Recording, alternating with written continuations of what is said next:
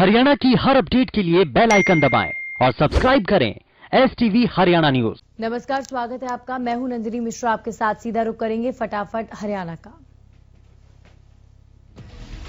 हरियाणा में कोरोना के आंकड़ों में बढ़ोतरी दर्ज की गई। पिछले 24 घंटे में 1952 नए मरीजों की पुष्टि की गई। वहीं गुरुग्राम में 611 और फरीदाबाद में 359 नए मामले सामने आए। प्रदेश में 24 घंटे में 19 मरीजों की मौत के मामले सामने आए। वहीं अब तक कुल 1836 कोरोना मरीजों की मौत हो चुकी है। इसी के साथ हरियाणा में कुल 1,74,082 केस सामने आ चुके हैं। पिछले 24 घंटे में 1161 मरीजों ने कोरोना को मात दी है। देश में नए 3 कृषि कानूनों के खिलाफ किसानों का विरोध थम नहीं रहा। आज एक बार फिर किसान संगठन बड़ा प्रदर्शन करने जा रहे हैं। ऑल इंडिया किसान संघर्ष कोऑर्डिनेशन समिति के बैनर तले किसान आज देश भर में चक्का जाम करेंगे।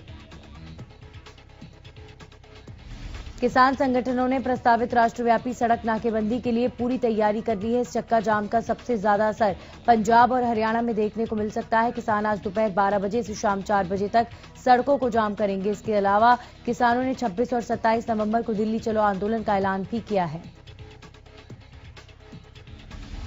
हरियाणा विधानसभा के मानसून सत्र का दूसरा चरण हंगामेदार रहने के आसार हैं। आज से शुरू हो रहे सत्र में नए कृषि कानूनों पर गर्मागर्म बहस व नोकझोंक हो सकती है। कांग्रेस नए कृषि कानूनों को निरस्त करने के लिए विधानसभा में प्रस्ताव लाने की मांग करेगी, जिसमें इनेलो और निर्दलीय विधायक बलराज कुंडू का साथ मिलेगा। सत्र के दौरान कुछ अहम विधेयक भी शामिल हैं, जिनमें निजी क्षेत्र में हरियाणा के युवाओं के लिए 75% रोजगार सुनिश्चित करने का विधेयक भी आएगा। इसके अलावा सरकार संशोधन विधेयक भी पारित कराएगी। विधानसभा सत्र से पहले 2 विधायक कोरोना पॉजिटिव हुए। विधायक शीशपाल केहरवाला और सुधीर सिंगला कोरोना पॉजिटिव हुए। वहीं गीता भुक्कल को पिछले दिनों कोरोना हुआ था, जिसकी उन्होंने जानकारी साझा की थी। विधानसभा सत्र में सरकार को घेरने की रणनीति पर अनिल विज का विपक्ष पर निशाना। कहा, विपक्ष में सरकार को घेरने का दम नहीं। रेवाड़ी लव जिहाद की जांच जारी। चंडीगढ़ में कृषि मंत्री जेपी दलाल ने प्रेस कॉन्फ्रेंस की, जहां कृषि मंत्री ने बड़ौदा उपचुनाव में बीजेपी की जीत का दावा किया। जेपी दलाल ने कहा कि जिस तरह बड़ौदा की जनता ने बढ़ चढ़कर मतदान किया, उनका अभिनंदन करता हूं। साथ ही जेपी दलाल ने कांग्रेस पर जमकर निशाना साधा। वहीं किसानों पर बोलते हुए कृषि मंत्री ने कहा कि कृषि कानूनों से किसानों को कोई परेशानी नहीं है।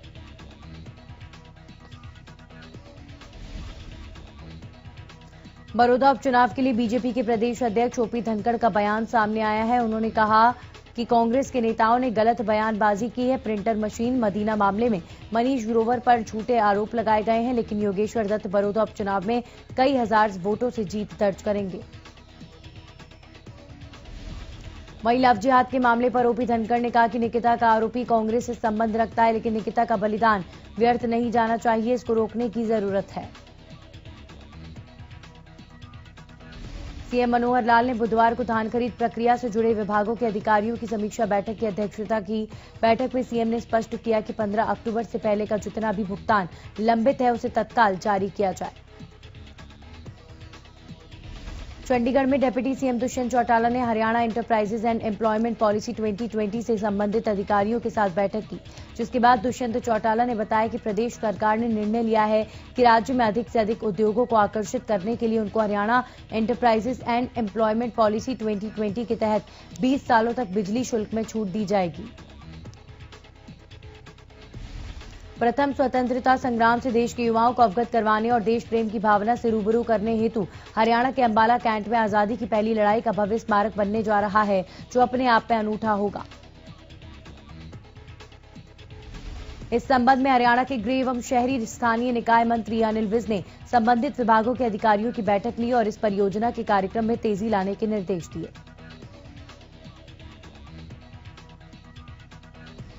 हांसी तोशाम रोड पर निर्माणाधीन न्यू ऑटो मार्केट में अवैध दुकानों पर एचएसवीपी ने कार्रवाई करते हुए कई दुकानों को पीला पंजा चलाते हुए ध्वस्त कर दिया। ऑटो मिस्त्रियों ने टीम की कार्रवाई का विरोध करने की कोशिश भी की, लेकिन भारी पुलिस फोर्स की मौजूदगी में मिस्त्री ज्यादा विरोध नहीं कर पाए।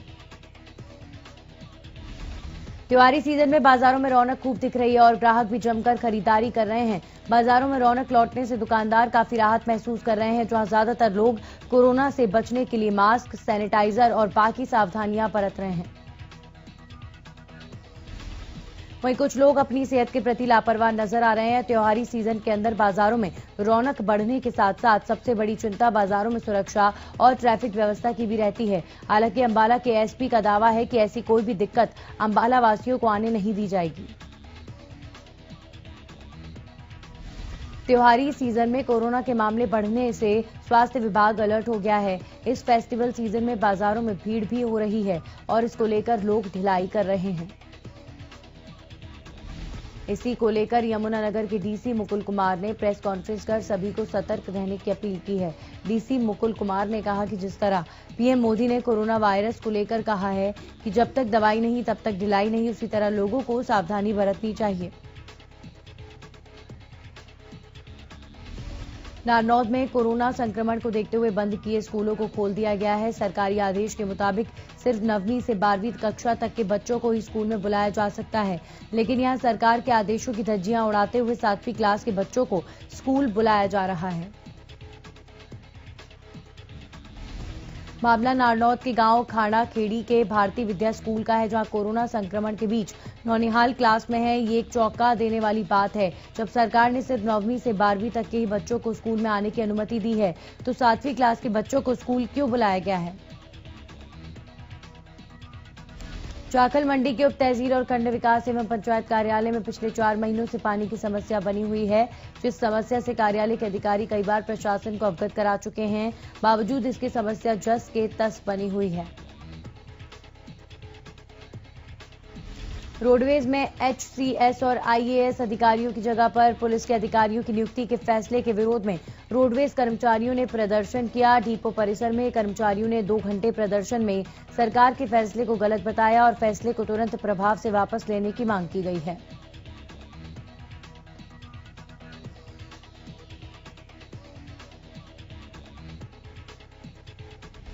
दरअसल पिछले दिनों हुई रोडवेज के 18 दिनों की हड़ताल के दौरान कर्मचारियों ने दर्ज किए गए मुकदमों को भी वापस लेने की मांग की है। रोडवेज कर्मचारी यूनियन की ओर से विभाग के जीएम के जरिए महानिदेशक और सरकार के नाम ज्ञापन सौंपा।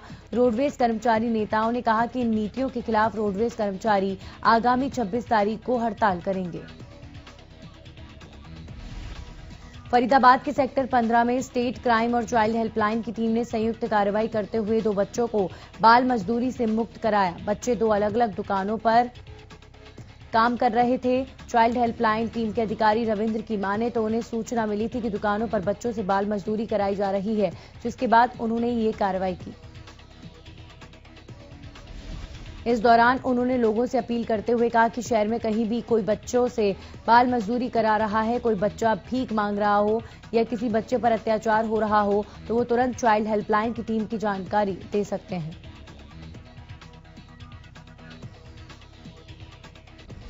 अंतर्राज्यीय रूटों के खुलते ही अंबाला डिपो से दिल्ली तक रोडवेज का पहिया फिर से घूमना शुरू हो गया। दिल्ली सरकार से परमिशन न मिलने के कारण अभी तक हरियाणा रोडवेज की बसें दिल्ली नहीं जा पा रही थी, जबकि अन्य राज्यों के लिए ये सुविधा पहले से शुरू हो चुकी थी। लेकिन अब दिल्ली सरकार से परमिशन के बाद सभी राज्यों से दिल्ली बस सेवा फिर से शुरू हो गई है।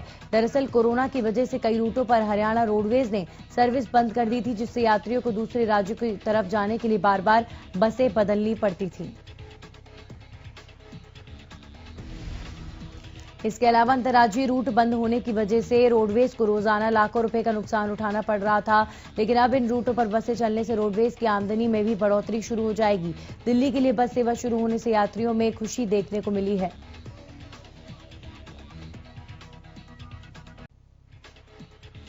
हांसी नगर परिषद कार्यालय पहुंचे म्युनिसिपल कमिश्नर अशोक गर्ग के समक्ष नगर पार्षदों ने अपनी बात रखी। इस दौरान पार्षदों ने सड़कें, गलियां, सफाई व्यवस्था की कमी को म्युनिसिपल कमिश्नर के समक्ष रखा।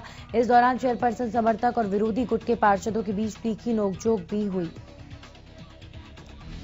बता दें कि म्युनिसिपल कमिश्नर अशोक गर्ग नगर परिषद का निरीक्षण करने पहुंचे थे। म्युनिसिपल कमिश्नर अशोक गर्ग ने कहा कि पार्षदों ने जो समस्याएं उठाई हैं उनके समाधान के निर्देश दिए गए हैं।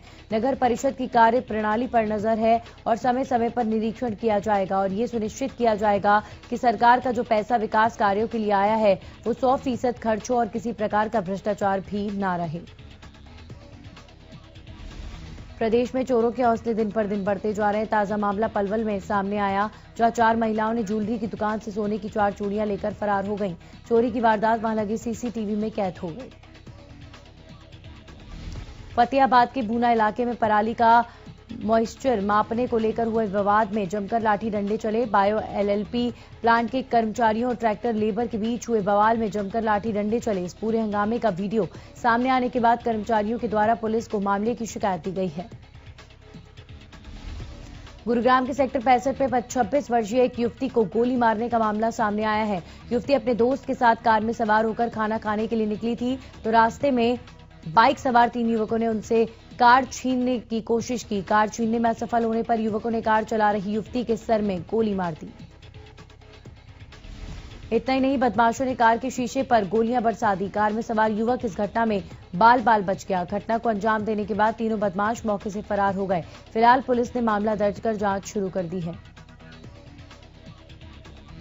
कनीना खंड के गांव नोताना में एक पूर्व फौजी ने लाइसेंसी रिवॉल्वर से एक युवक को गोली मारने के बाद खुद को भी गोली मारकर आत्महत्या कर ली। शुरुआती जांच में ये मामला प्रेम प्रसंग का बताया जा रहा है, लेकिन पुलिस सभी पहलुओं को ध्यान में रखकर जांच कर रही है।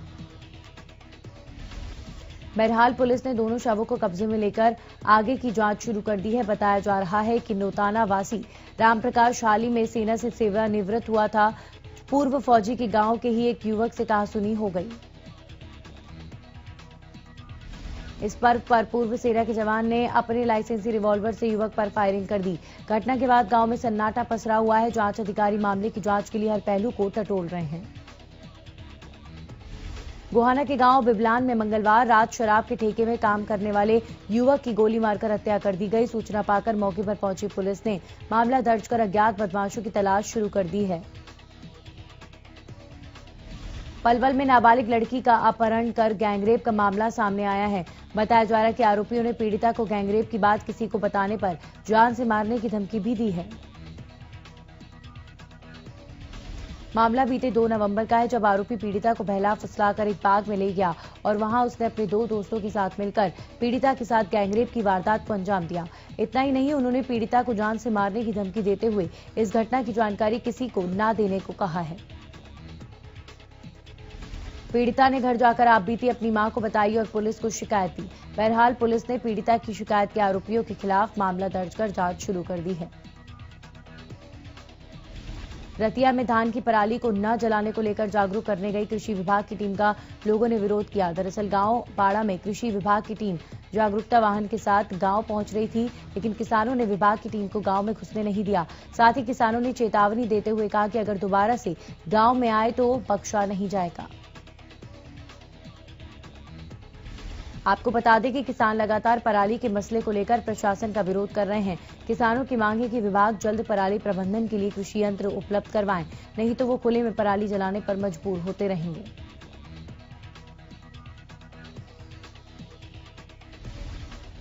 पृथला के गांव झायसा में नकली शराब का सेवन करने से एक 31 साल के व्यक्ति की मौत हो गई, जबकि एक शख्स को गंभीर हालत में अस्पताल में भर्ती कराया गया। पुलिस ने शराब लाने वाले आरोपी के खिलाफ परिजनों की शिकायत पर मामला दर्ज कर आरोपी की तलाश शुरू कर दी और वहीं शव को पोस्टमार्टम के लिए बादशाह खान अस्पताल में भिजवाया गया।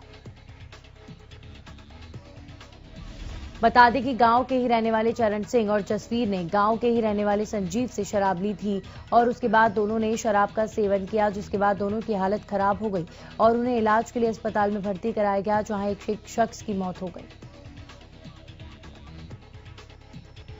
साइबर सिटी के धनवापुर स्थित हुड्डा के एसटीबी प्लांट में जोरदार धमाका हुआ, जिसके बाद चारों तरफ अफरा तफरी का माहौल हो गया। बताया जा रहा है कि धमाका इतना जोरदार था कि इसकी आवाज कई किलोमीटर तक सुनी गई। धमाका सुबह करीब 10 बजे के आसपास हुआ। एसटीबी प्लांट में धमाके के दौरान काम कर 3 मजदूर गंभीर रूप से घायल हो गए, जिन्हें गुरुग्राम के सरकारी अस्पताल में भर्ती कराया गया है, जिनमें से एक मजदूर की हालत गंभीर है। हालांकि धमाका किस कारण से हुआ, इसकी जांच की जा रही है। धमाके के बाद एसटीपी की यूनिटों को बंद कर दिया गया है। भवानीखेड़ा शहर में खुले मेन होल हादसों को न्योता देते नजर आ रहे हैं। इसके बावजूद भी स्थानीय प्रशासन आंखें मूंदे बैठा है। कार्रवाई के नाम पर मेन हॉल के ढक्करों को बदलने की जगह उन पर छाड़ी या कांटे डालकर लीपापोती का कार्य किया जा रहा है। प्रशासनिक लापरवाही को लेकर शहरवासियों ने अपना गुस्सा जाहिर किया और तुरंत समस्या के समाधान की मांग की।